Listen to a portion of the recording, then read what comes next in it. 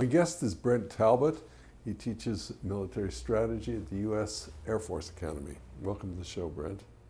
Glad to be here. I want to talk to you about Iran, because you've written about Iran, and Iran is the only real existential threat to Israel's existence, I think. Is that a correct description? That is true, and that would be the opinion of the current IDF Chief of Intelligence, Amos Yadlin, who's a Major General, Air Force Major General. And that would be widely shared, I think. The Americans yes. would agree with that equation? Yes, I think so. Now, the issue is always up, is Israel going to attack the nuclear facilities, or is it not? And the strategy of negotiating with the Iranians. Can you give us an overview of that? Certainly. I was in Israel last summer interviewing General Yadlin, among others, and the impression I got in learning, is particularly about the strategic culture in Israel, is that the mindset there is very different than it is here in the West. Here, we, especially in the US and Canada, we have these big oceans on each side protecting us. And so our society is driven more by economics and well-being and just everyday lifestyle things. Because we've never had an existential threat. Exactly. Or maybe Canadians have from the Americans. But that's up Or, we well, won't get into we could argue the other way around too, since I've had Canadians tell me that they successfally burned down the White House in 1812. That's true. So it could be either way, yes. We're quite an existential threat. But generally, we have a very friendly, long shared border, and we have the big oceans. Israel is very different. It's a state that was founded on the Holocaust. Not only were the European refugees driven there as the only place they felt like they could seek refuge, but there were many Jews living in Arab countries as well who fled to Israel. And the creation of that state has had a very different foundation, where security is the real focus and center point. If you look at the politicians, many of them are former generals. If you look at the structure of the state, everyone serves in the military. And so there's a very different feeling about existence and existential threats. In Iran, with one nuclear weapon dropped on Tel Aviv, would significantly disrupt all functions in the Israeli society. You could say that it would cease to exist as a viable state. About how far off do you think that nuclear bomb is in their development? Well, I mean, I'm not the intelligence expert myself, but by reading what the experts are saying, they're talking the time window is already open somewhere between now and 2015. Iran should be capable of developing a nuclear weapon. And so in this time frame, Israel is going to have to do all it can to prevent this from happening. Certainly they would prefer that the US acted, and that the US had some ability to influence Iran in terms of diplomatic or economic pressure. Well, what's your sense of that? Because everybody would agree, if they could diplomatically or economically sanctions pressure Iran. I'm very pessimistic about that. Well, and so are the Israelis. What about you? What about you? I'm pretty pessimistic myself. I think that the current leadership in Iran is very driven by their own security culture, by their own feeling of needs. They've seen the example of North Korea getting a nuclear weapon. They've seen India and Pakistan go nuclear, and in all those instances, none of those states were particularly punished in any significant way for going nuclear. In fact, North Korea has been able to extract a lot of concessions from the West because of its weapons. And so Iran, with American involvement on both of its borders in Iran and Afghanistan, certainly feels threatened and feels like a nuclear weapon could be a deterrent to further US meddling in its affairs.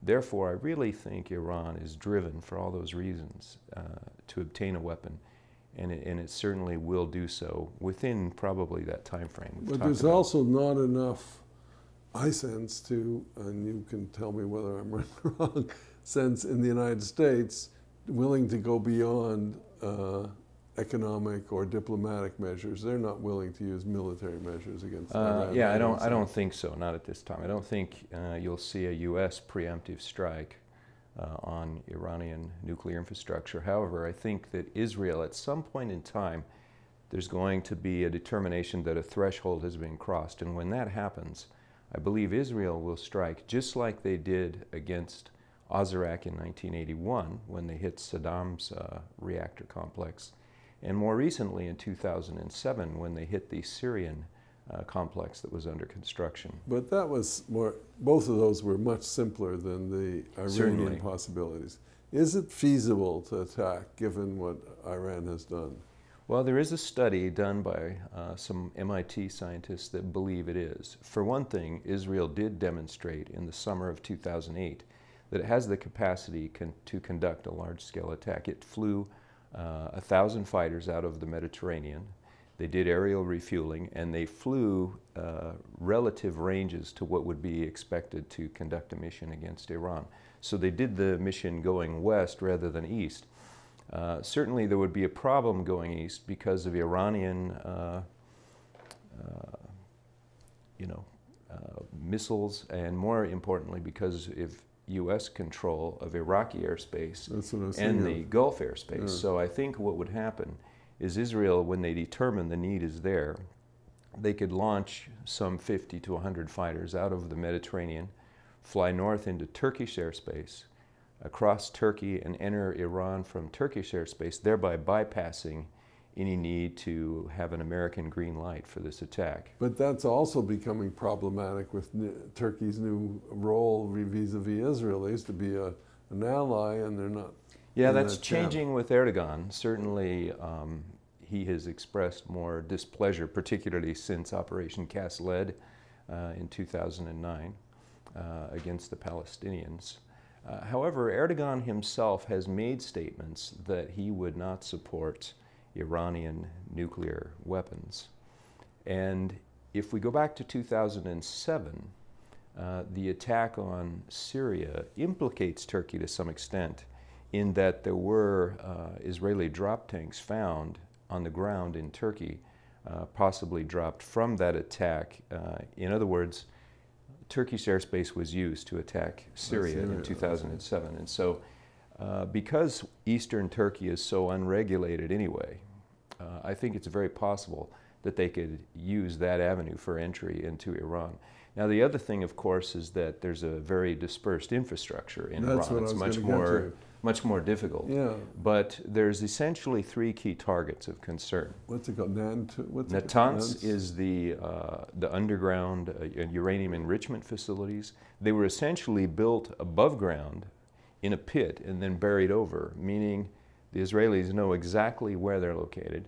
They know exactly the depth of the earth on top. And you're a strategic expert, so the new kind of bombs could get those underground targets? Yeah, the U.S. has bombs called, particularly the GBU-28, which is a 5,000-pound deep penetration bunker buster bomb. It's capable of penetrating 100 feet of earth or up to 20 feet of concrete, and very capable against Natanz. There would be no problem there. There's a newer bomb known as the GBU-39. It's a small diameter weapon, lighter, fighters can carry more.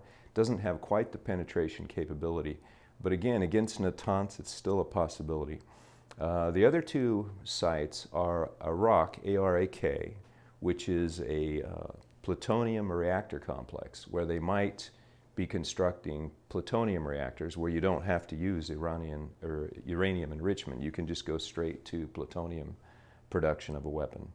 And then the third site at Isfahan is where there's the necessary gaseous conversion process to gasify uranium so you can put it into the centrifuges for enrichment.